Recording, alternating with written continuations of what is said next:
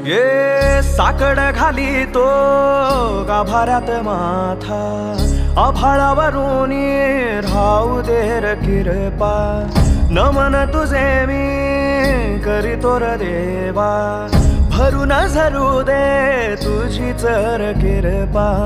हिमतीच बीज दे पोई तुझ्या दारची, उभं राहू वादळी ना भीती कुणाची. साथीला तू राहूबा मी वाट चालतो, खडतर वागडी असो दूरची.